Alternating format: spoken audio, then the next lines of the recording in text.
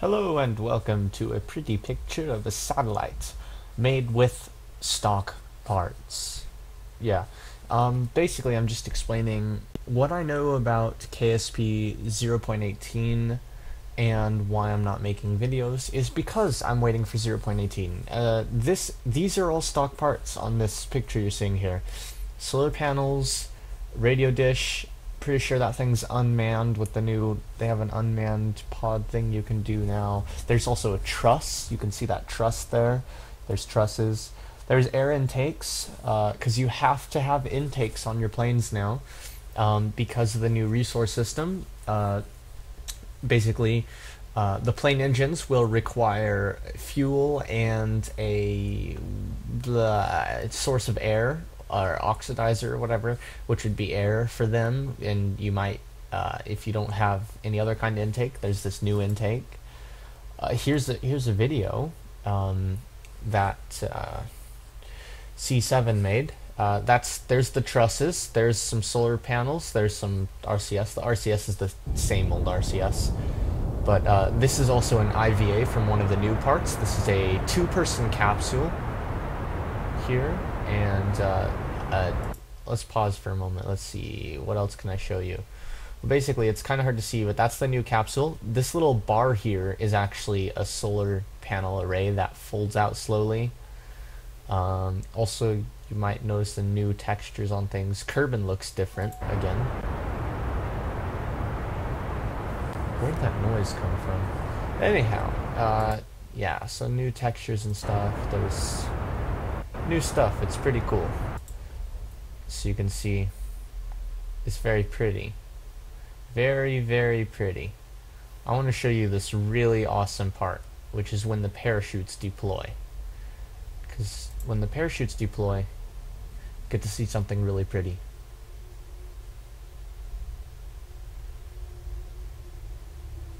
So instead of the parts exploding, also you notice these are a separate set of chutes there.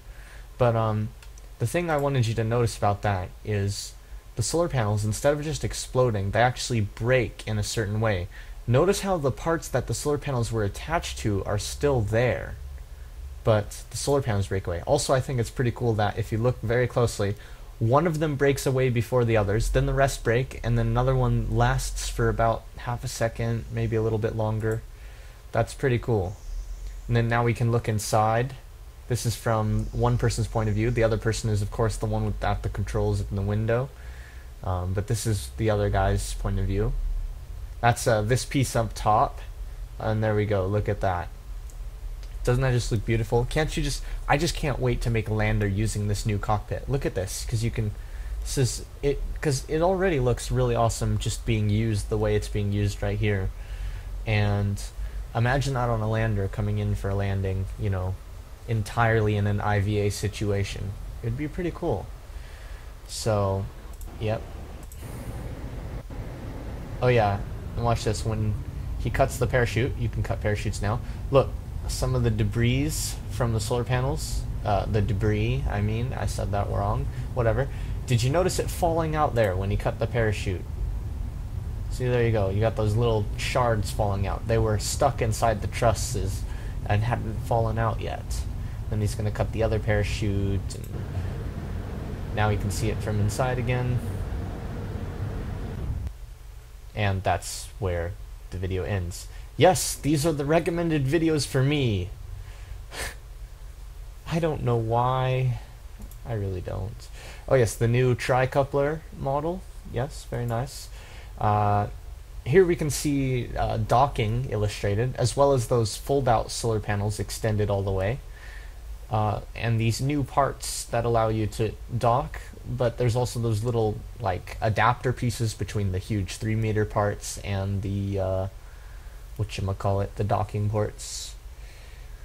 Cool thing I noticed that I liked about these is I like how the command works when you're docking.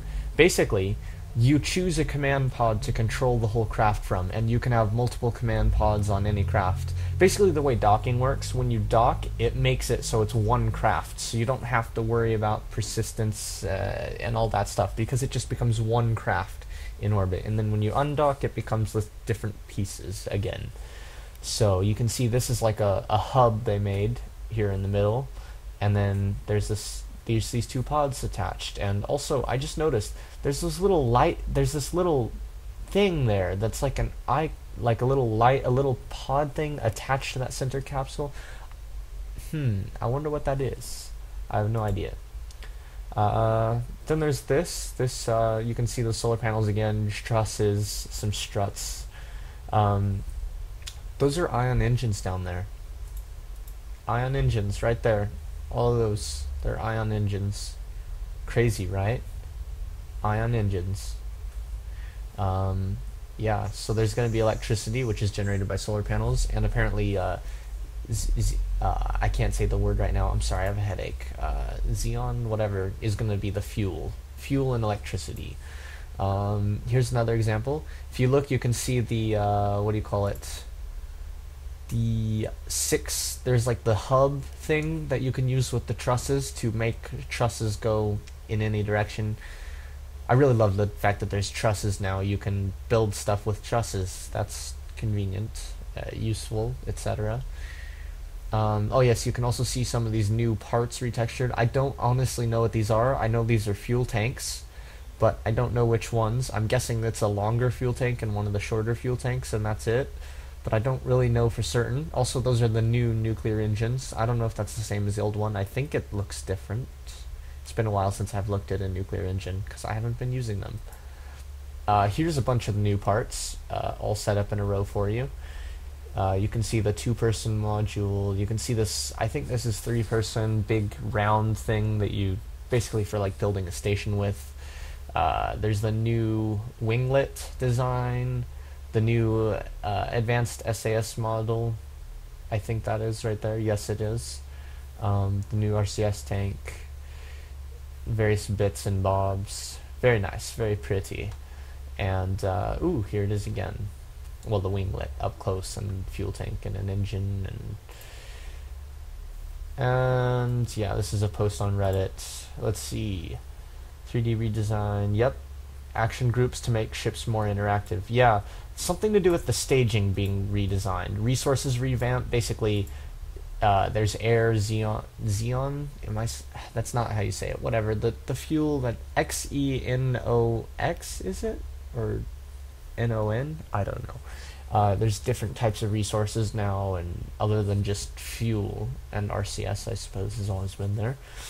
New crew module for lander, electricity, crew tanks. Well, yeah, there's something that's basically like a crew tank, except it looks different from the crew tank mod. Resource generators. So, for example, the solar panels, modular struts. I think he means the trusses. And the cylinder to strut connector. Again, I think he means the trusses. Docking lets you make space stations with multiple command pods and missions. I kind of said that weird. New planets, Pol, or I don't know how you'd say that, a moon of Joule, and Dres, which is similar to Ceres. I hope that's how you say that. Go look it up. Let's see, probe modules. Yeah, so you can make unmanned probe now. Flight modes, there's docking and normal mode. Docking mode it's basically, instead of WASD being like rotational, it becomes translational, and basically you just switch between docking and normal mode, and docking and staging mode. Actually, it's not called normal mode, it's called staging mode. But staging mode, the spacebar is to fire stages, and it's like the controls now.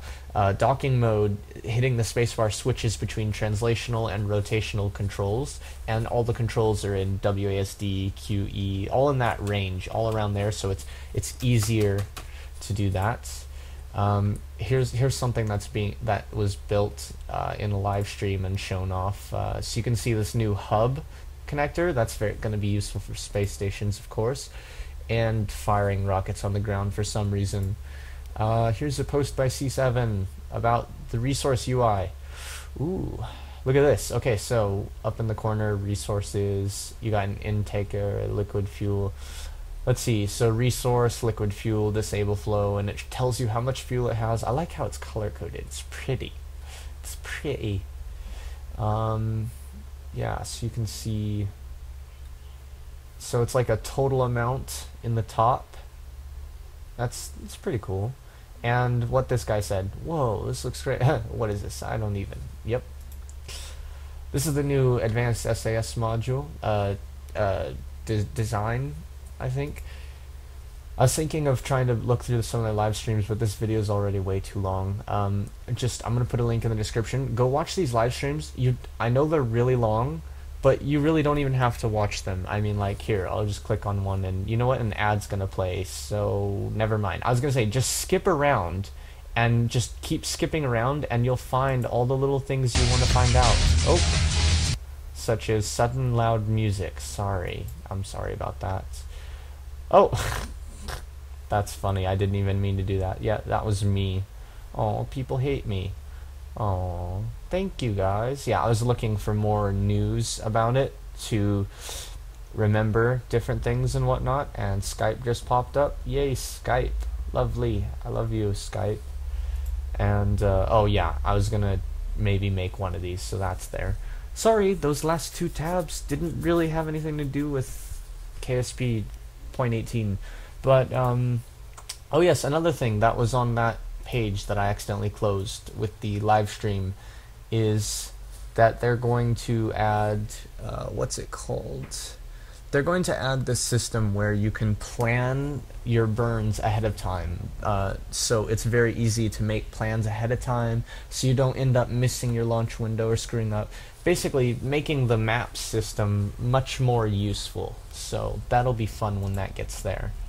So yeah, that's basically what I know about 0.18 and why I haven't really been doing anything in KSP lately other than flying jets around, is because I'm waiting for 0.18, because when 0.18 comes out, there's going to be all this awesome new stuff, and I think I'm going to do like a career mode KSP playthrough thing.